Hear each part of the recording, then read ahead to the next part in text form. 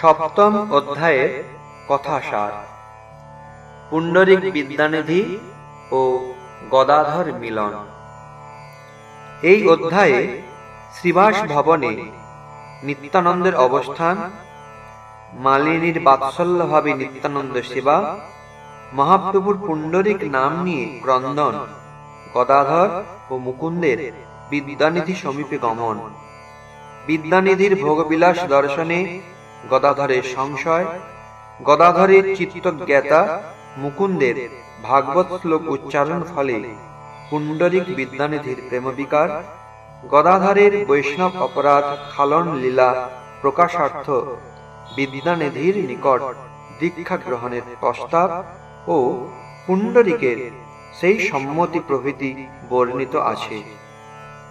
প্রকট শ্রী নিত্যানন্দ প্রভু শ্রীধাম মায়াপুরে শ্রীবাসের গৃহে অবস্থান করতে লাগলেন। তার সেই সময়ে নিরন্তর বাল্যভাব যুক্ত মালিনী দেবী নিজ পুত্র ভাবে নিত্যানন্দের সেবা করতেন। একদিন মহাপ্রভু প্রিয় পার্ষদ পুণ্ডরিক বিদ্যানিধির নাম নিয়ে ক্রন্দন করতে থাকলে ভক্তগণ তার অভিপ্রায় অবগত হতে না পেরে মহাপ্রভুকে জিজ্ঞাসা করলেন। মহাপ্রভু বিদ্যানিধির পরিচয় প্রদান করে অবিলম্বে শ্রী মায়াপুরে বিদ্যানিধির আগমন সংঘটিত হবে তাও জানালেন।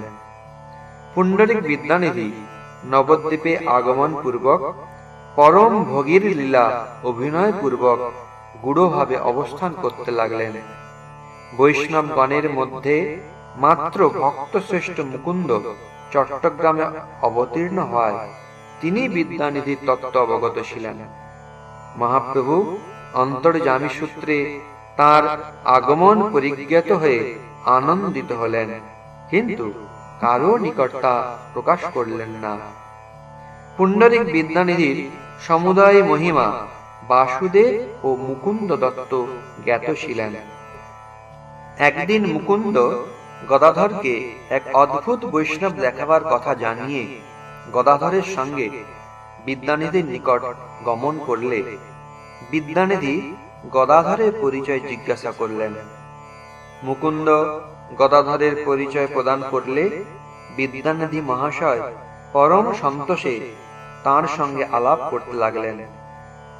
দিব্য খাটের উপরে উপবিষ্ট বিদ্যানিধির বিষয়ীর ন্যায় তাম্বুল চর্বণ আদি ব্যবহার দর্শন করে আজন্ম বিরক্ত গদাধর তাঁর প্রতি কিছু সংশয় যুক্ত হলে গদাধর চিত্ত পরিজ্ঞাতা মুকুন্দ শ্রীকৃষ্ণের মহিমা সূচক শ্রীমদ্ ভাগবতের শ্লোক পাঠ করলেন। তা শ্রবণ মাত্র পুণ্ডরিক নিজেকে সম্বরণ করতে পারলেন না।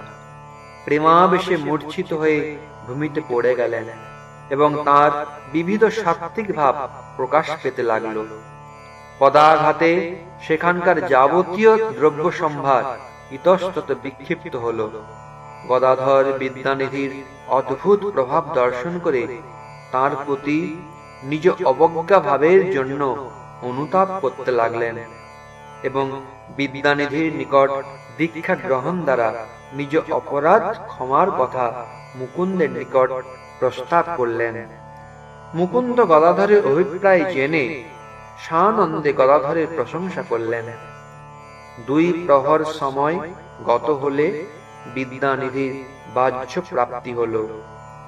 তার প্রভাব দ্রষ্টা গদাধরের চক্ষু অশ্রুপূর্ণ দেখে বিদ্যানিধি গদাধরকে নিজের কোলে ধারণ করলে গদাধর পরম সম্ভ্রম সহকারে অবস্থান করতে লাগলেন। তখন মুকুন্দ গদাধরের অভিপ্রায় বিদ্যানিধির কাছে জানালেন।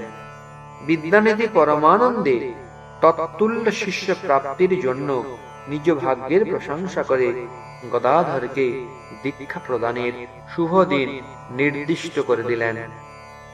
একদিন বিদ্যানিধি কিছু অধিক রাত্রিতে মহাপ্রভুর নিকট আগমন পূর্বক প্রেমাতিশয্যবশত তাকে দণ্ডবৎ করতে না পেরে মূর্ছিত হয়ে পড়লেন এবং কিছুক্ষণ পরে চৈতন্য পেয়ে হুঙ্কার পূর্বক বিবিধ উক্তি সহ ক্রন্দন করতে লাগলেন। মহাপ্রভু নিজ প্রিয়তম ভক্তের দর্শনে তার নাম নিয়ে ক্রন্দন এবং তাকে বক্ষে ধারণ পূর্বক প্রেমাস্ত্র বর্ষণ করতে লাগলেন। তারপরে বাহ্য পেয়ে সকল বৈষ্ণব সঙ্গে বিদ্যানিধির মিলন করালেন এবং তার যথেষ্ট প্রশংসা করতে লাগলেন। বিদ্যানিধির বাহ্য প্রাপ্তি ঘটলে তিনি মহাপ্রভুকে দণ্ডবৎ প্রণাম করে বৈষ্ণবগণকে যথাযোগ্য সম্ভাষণ জ্ঞাপন করলেন। বিদ্যানিধির প্রতি অবজ্ঞাবশত নিজের অপরাধ ক্ষমার জন্য গদাধর তার নিকট দীক্ষা গ্রহণের জন্য মহাপ্রভুর অনুমতি প্রার্থনা করলে মহাপ্রভু সানন্দে তা অনুমোদন করলেন। গদাধরও পুণ্ডরিক বিদ্যানিধির নিকট দীক্ষা গ্রহণ করলেন।